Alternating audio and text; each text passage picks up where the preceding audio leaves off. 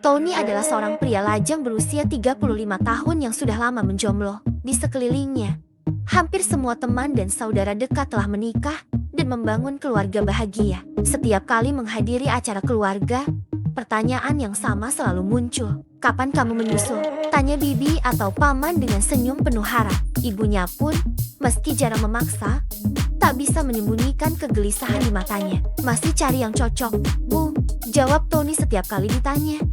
Mencoba terdengar santai meski hatinya terasa berat. Sejujurnya, Tony juga mulai lelah dengan status lajangnya. Dia pernah dekat dengan beberapa wanita. Ada Wina, teman kerja yang selalu bisa membuatnya tertawa. Lalu ada Sari, seorang teman lama yang penuh perhatian. Namun, hubungan itu tak pernah sampai ke tahap serius. Mereka hanya berhenti di persahabatan yang nyaman tanpa komitmen lebih. Di suatu malam yang sunyi, Tony merenung di kamar yang dingin dan sepi.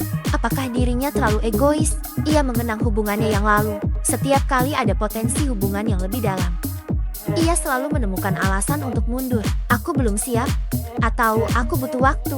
Tapi apakah itu alasan sebenarnya? "Mungkin aku takut gagal," gumamnya pelan. Ia melihat ke cermin, menatap wajah yang mulai menua. Ada ketakutan bahwa menikah berarti kehilangan kebebasan atau bahwa dirinya tak mampu menjadi pasangan yang baik. Tapi bukankah kebahagiaan juga butuh keberanian? Di lubuk hati terdalam, Tony bertanya-tanya, apakah jomblo adalah takdir yang harus ia jalani? Apakah Tuhan memang merencanakan hidupnya untuk tetap sendiri? Pertanyaan itu menghantui. Namun ia tahu bahwa jawabannya ada pada dirinya sendiri.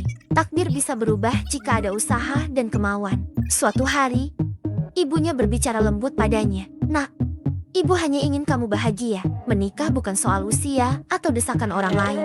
Carilah seseorang yang bisa berbagi hidup denganmu, yang membuatmu merasa lengkap. Jangan takut." Kata-kata itu menggema di benaknya. Mungkin selama ini, ia hanya terlalu sibuk mencari yang sempurna, tanpa menyadari bahwa cinta sejati adalah tentang menerima ketidaksempurnaan bersama. Ia mulai berpikir ulang tentang wanita-wanita yang pernah hadir dalam hidupnya, tentang peluang yang mungkin telah ia abaikan.